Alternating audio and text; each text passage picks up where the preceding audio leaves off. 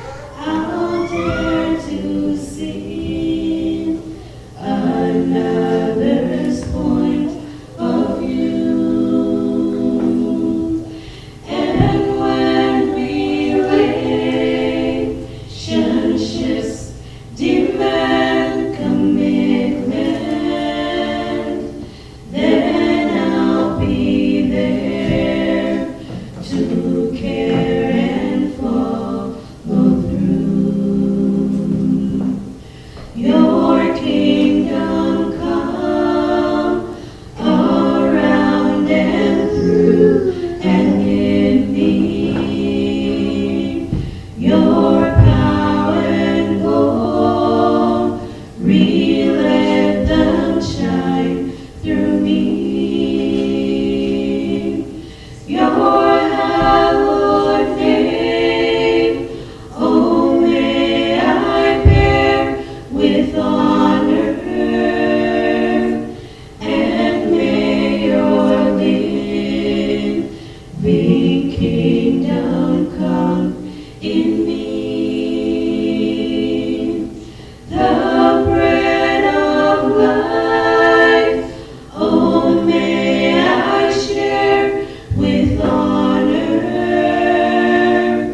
and may you feed a hungry world through me.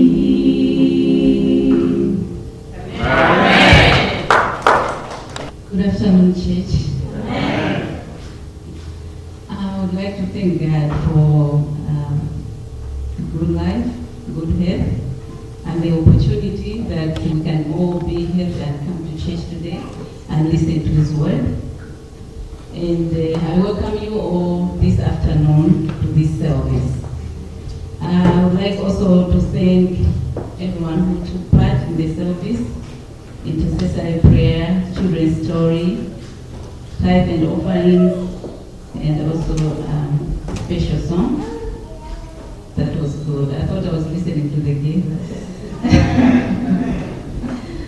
That is good. In life, as people, in our everyday life, we strive to be the greatest. So in daily life, as we are walking, as we are doing our things, we strive to be the greatest. That is in us. In sports, whether it's basketball, whether it's tennis, whether it's soccer, people compete to be the greatest. They fight to have that spot whereby everybody can look upon them and say they are the greatest. After the competition, nobody remembers who came second. They always look at the one who came first. And then they call that person the greatest. Why is he called the greatest? It's because he beat everybody and he came on position 1.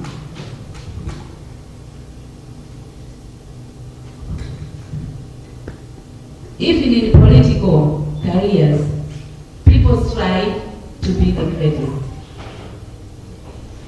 They want people to choose them. They want people to vote for them. So when they are doing their campaign, they tell people that if you vote for me, I'll help you. But in actual sense, these people, they are looking for that position so that people can look at them and say they are the greatest.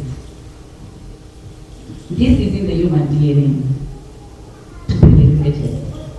People even sometimes lie about their status. They lie about their education. Sometimes they lie about what they have, so that when somebody hears what they're saying, they should consider them to be the greatest. Nobody wants to be looked upon as if they are not the greatest. Even in church, we have heard several places, maybe church members fighting in church. We have heard that, fighting for positions. But if you look at it, why are they fighting? They want to be at that position so that they can be looked upon as the greatest.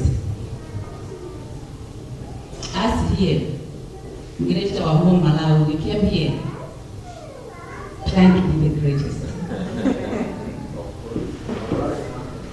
So, our message today, the title is The Greatest. The title is The Greatest. Let us close our eyes as we pray. Our Heavenly Father, we come before you this morning. We ask for the presence of the Holy Spirit. May you speak to us this morning. Forgive my sins. Remind me everything that you want me to do on your behalf this morning. We will pray in Jesus' name. Amen.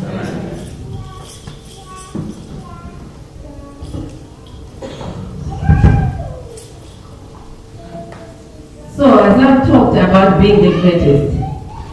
Even the disciples, they wanted to be the greatest. They were fighting among themselves to find out who was the greatest. They thought that Jesus, when he came, he would establish his kingdom. And then after they thought Jesus would establish his kingdom and overthrow the Romans. And they thought that after this, they would be the greatest by working as top officials in the kingdom of Jesus. One day, after the miracle that happened in Capernaum, where Jesus performed a miracle of sending the disciple to take money out of the fish, the mouth of the fish for tax. These people were coming from there, and an argument broke among the disciples. The dispute was about who is the greatest. They were trying to find out what could they do that would make them qualify to be the greatest in the kingdom of God.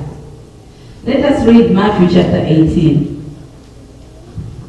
Matthew chapter 18, verse 1 to 4.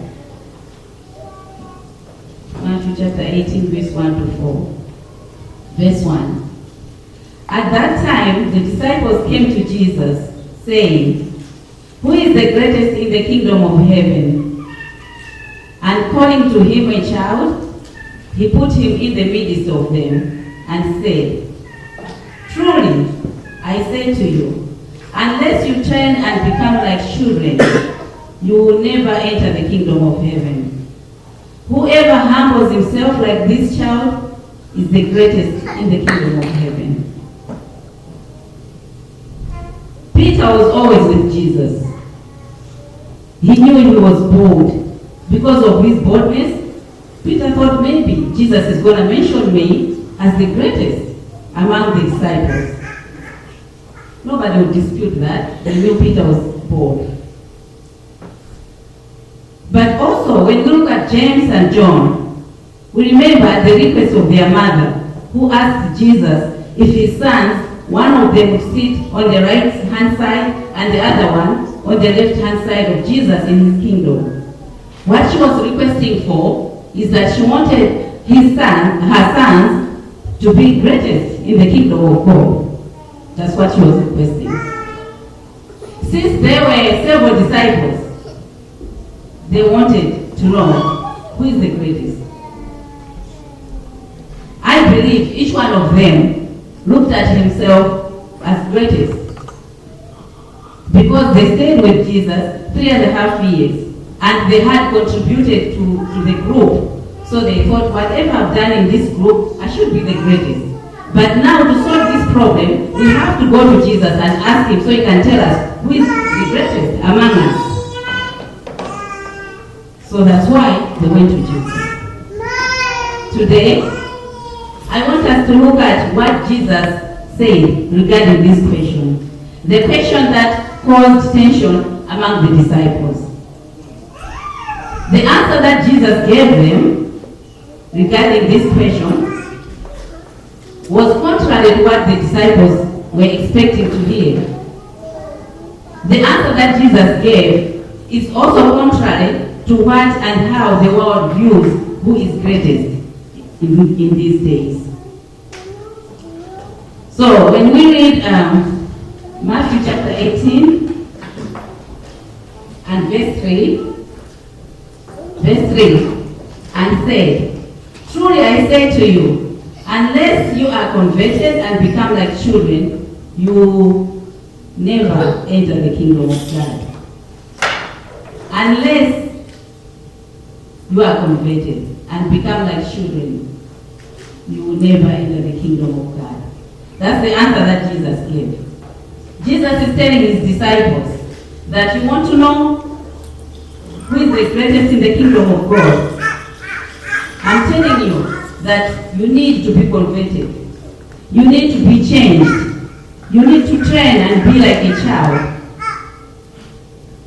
He tells them to change their character, to have the characteristics of a child. He's also asking them to be humble as a child? Jesus is responding to the disciples. The disciples were surprised because they didn't expect to hear that from their master. As they listened, they were surprised as Jesus was explaining the qualifications of greatness in the kingdom of God. Because as disciples, as human beings, they had a way of looking at who is great. Jesus was trying to tell them that how heaven views the greatness is opposed to how the world views greatness. The world views greatness because of the achievements that a person has.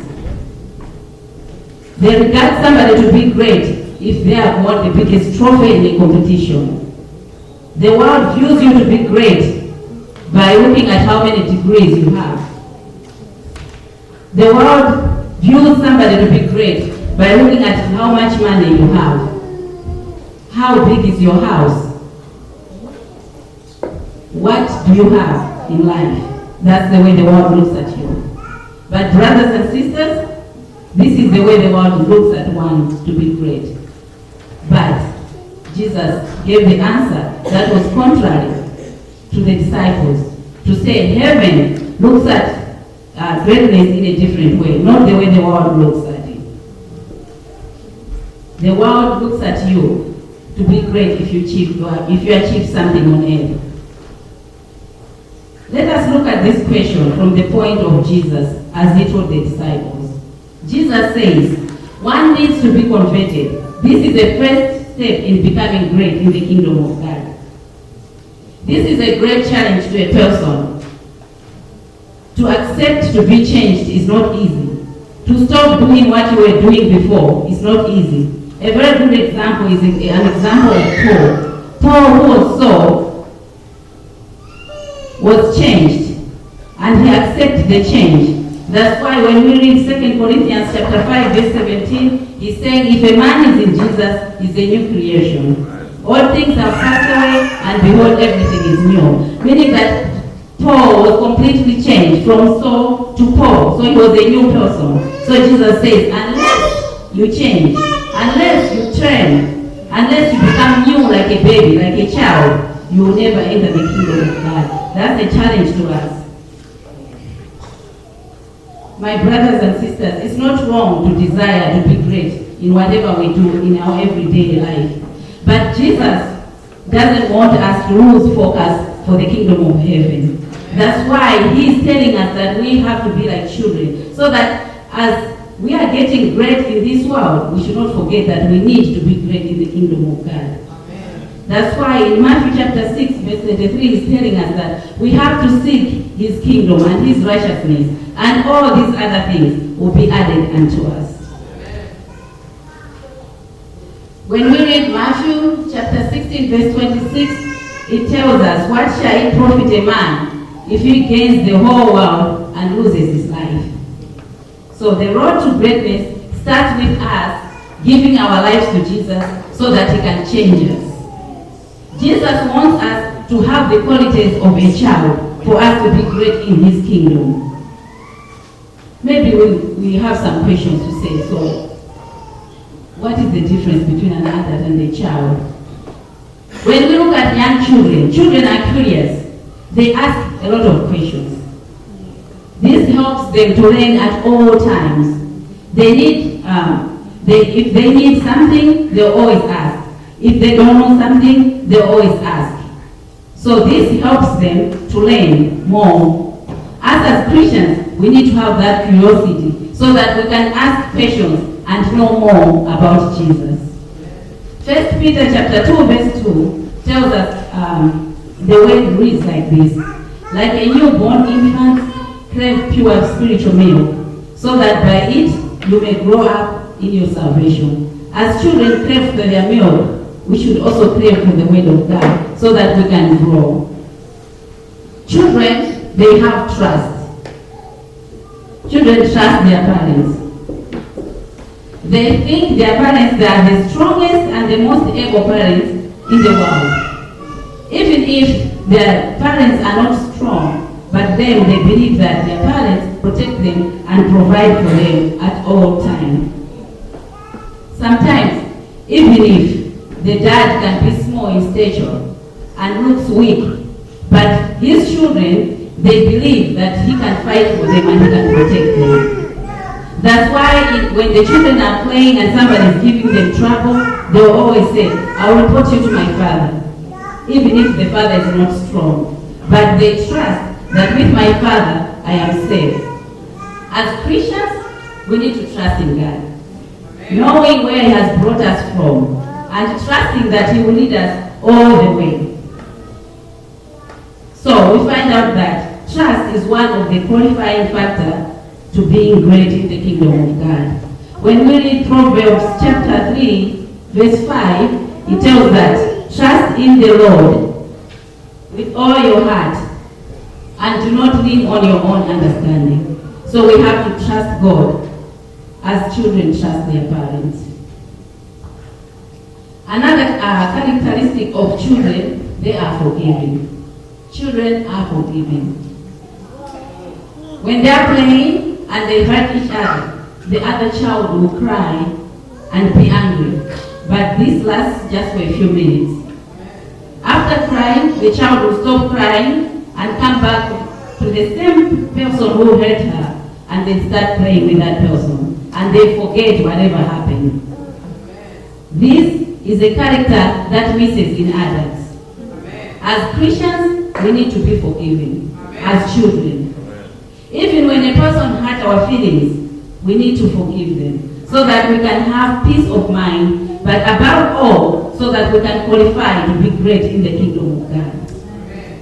If we don't forgive, then there's no greatness. We can't be great in this world, but even in the kingdom to come. Because when we read Matthew chapter 6, verse 14, it says, for if you forgive others their trespasses, your heavenly Father will also forgive you. So if we have that quality of a child, if we forgive whoever sins against us, then the heavenly Father will also forgive us. So it means that if we don't forgive our friends, then when we pray to God for him to forgive us, then he won't forgive us, because that's what the verse is saying. So we need to have that character of a child of forgiving. Another character of a child is children are satisfied with little things. Whatever their parents give them, the children feel like the parents have given them the best. They feel that that gift is the best that the parents could have given them, and they appreciate that and they are happy about it.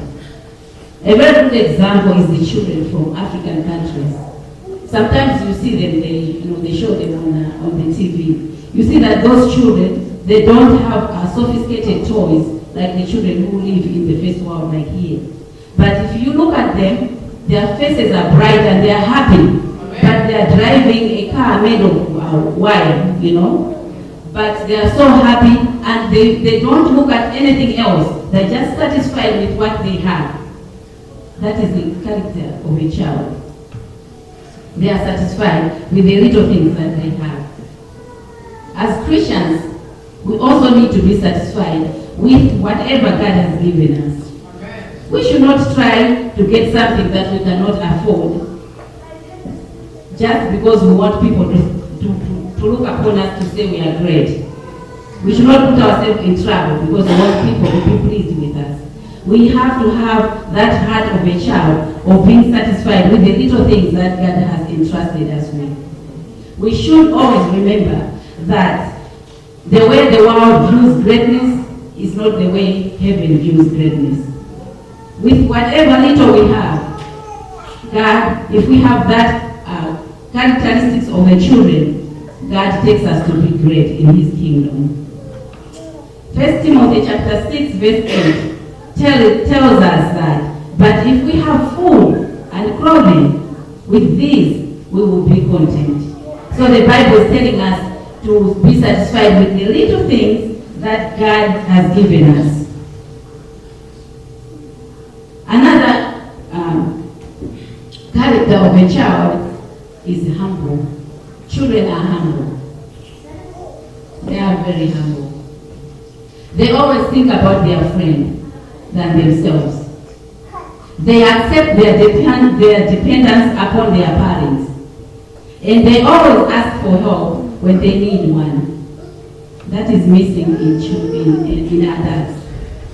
As adults, we tend not to depend on anybody or ask for help, even when we know really that we need help, but we don't want to ask for help because we don't want to swallow our pride. So Jesus says, whoever humbles himself like a child, that one will be considered the greatest in the kingdom of God. As Christians, we need to be humble. We need to humble ourselves so that God can exalt us in his own time. Let us read 1 Peter 5, verse 6.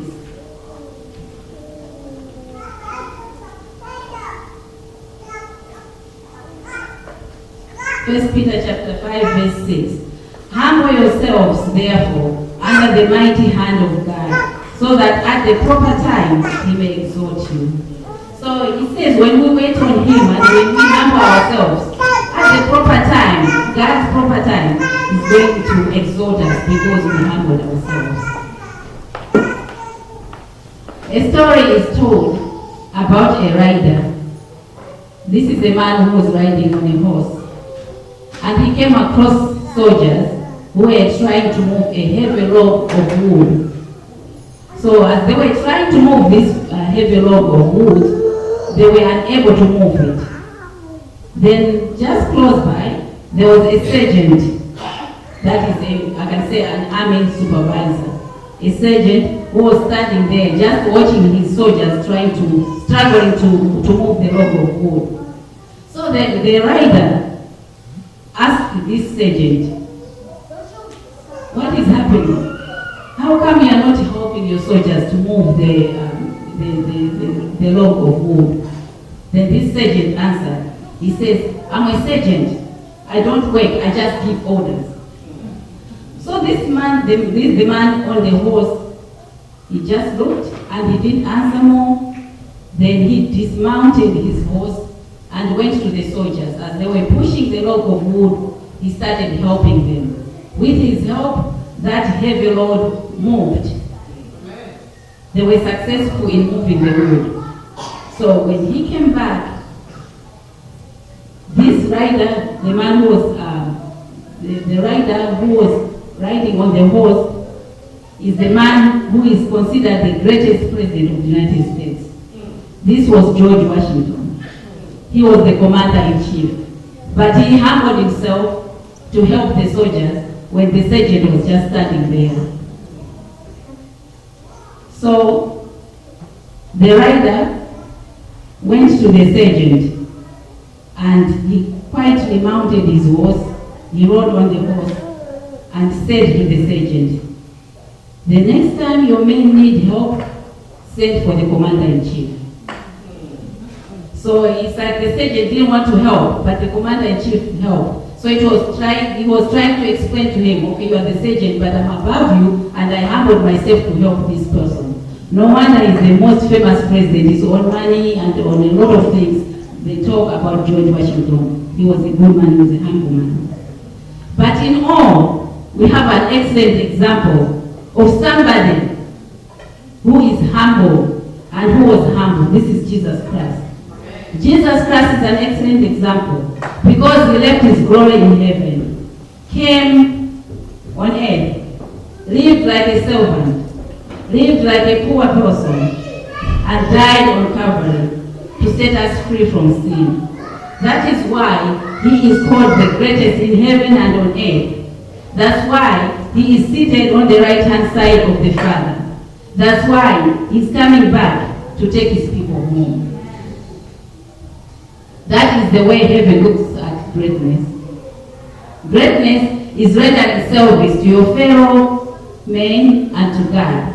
It's not about being the boss or the supervisor, but it's about humbling yourself and being a servant to everybody. You know, in history, there were a lot of people, many people in this world, who were considered to be great. But as time goes, we just read about them, and it's just history. But the humble man, Jesus, that's the only true greatness. And the greatness of Jesus will stand forever. My brothers and sisters this afternoon, do you want to be great? If you want to be great, you need to be changed. You need to be converted and be like a child.